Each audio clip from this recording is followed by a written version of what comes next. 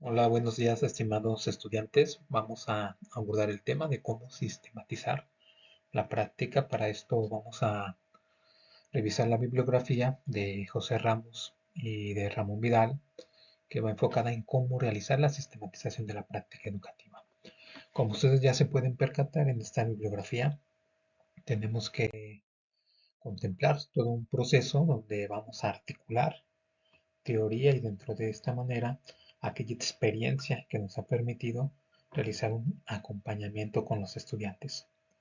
Aquí es necesario también reconocer que el aprendizaje a partir de la práctica que se está realizando puede ser recuperable también en algunos otros instrumentos. Por ejemplo, tenemos lo referido a rúbricas que en algunos casos ustedes también ya han utilizado y así también que derivan de alguna teoría, de algún aporte que en este caso también fue de utilidad. Aquí debemos tener presente también que debe de servir para futuras intervenciones y no únicamente realizarlo de manera mecánica. Aquí también cuando hablamos acerca del por qué, tenemos que destacar que existe una necesidad de dar a conocer, cualificar prácticas, en este caso como nosotros podemos describir si lo que hemos realizado ha tenido un efecto favorable en los estudiantes. Para esto, evidentemente, tenemos que reconocer la utilidad de esta sistematización. Primeramente, reconocer que el cualificar el conocimiento que se tiene de la práctica también genera un conocimiento a partir de esa misma significación y sistematización de la misma. Dentro de la reflexión, que ustedes también ya en algunos momentos han comentado en clases, tenemos aquí un referente muy importante que nos va a permitir valorar cómo se puede identificar algún surgimiento de un conocimiento sobre alguna práctica y principalmente dentro de experiencias concretas. No olvidemos que también se debe cualificar la propia práctica y para eso necesitamos también desarrollar esta capacidad de reflexionar. Una retroalimentación que evidentemente también se puede nutrir a partir de la valoración del docente normalista, del docente de grupo que se encuentra como titular y así todo aquello que a ustedes les pueda hacer de referente.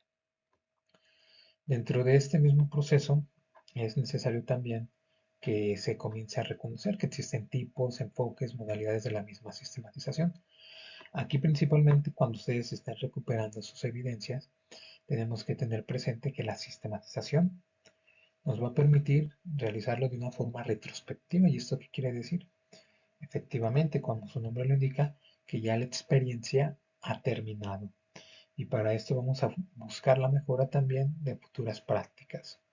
En algún momento también se puede reconocer lo que es una sistematización de tipo correctiva y esto también será necesario para que se realice una ejecución de la experiencia y esas mismas características que se han identificado puedan ser rectificadas para posteriormente también abordar lo prospectivo.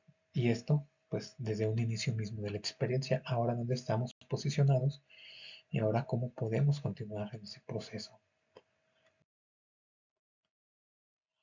Para lograr la sistematización tenemos que tener primeramente una lógica general del proceso de sistematización. Y esto se refiere específicamente a que el eje central de la sistematización es el presente. Para esto debemos incluir una mirada retrospectiva. Y esto será un esfuerzo que cada uno de ustedes va a ir realizando en función de lo que vaya integrando a partir de sus evidencias, interrogantes, desafíos, cuestionamientos. Todo eso también tendrá que valorar necesidades, contradicciones que pueden ser atribuidas a esta visión prospectiva. Todo este conjunto de elementos vamos a percatarnos que también puede constituir un punto de partida de sistematización. Y para esto prioritariamente necesitamos que todo sea clarificado. ¿Y a qué me refiero con esto? Que si existe un indicador que nos va a ir determinando qué vamos a realizar dentro de esas prácticas, es necesario que también se haga explícito y pueda contrastarse con las evidencias de lo que realmente se ha recuperado. Una práctica que ustedes han vivido, que han tenido, les va a permitir también obtener insumos. Y en esos insumos, recuerden que se tiene que valorar ese objetivo que se ha planteado. Un objetivo que evidentemente se tendrá que definir con gran precisión. Esa precisión permitirá unificar todo lo que ustedes buscan evaluar en los estudiantes. Incluso ustedes saben que aquí tenemos que abordar también concepciones de sistematización, como si vamos a realizarlo de forma individual, ya se puede plantear desde ese momento una adecuada lógica de recuperación de información, incluso todo esto concentrarlo en matrices que ya en un futuro también les van a servir como insumo para futuras prácticas. Como ustedes recuerdan, lo prospectivo también involucrará lo que ustedes ya han recuperado. Y eso que se involucrará dentro de esa visión prospectiva, obviamente tiene que tener una consistencia fundamental en lo que ustedes han interpretado. Cuando abordamos lo que es la definición del eje de sistematización, recuerden que aquí ya planteamos que ese eje es un elemento que también nos va a permitir cómo vamos a procesar toda esa sistematización. En ese momento, cuando hacemos énfasis en este eje central, es necesario también que el proceso se vea regulado por una interpretación constante del docente y esa valoración pueda conducirlo a un resultado favorable. De no ser así, trabajar en esas áreas de mejora. Dentro de este eje también tenemos que reconocer que van a existir ciertas influencias del entorno que pueden ser recuperadas en ese preciso momento.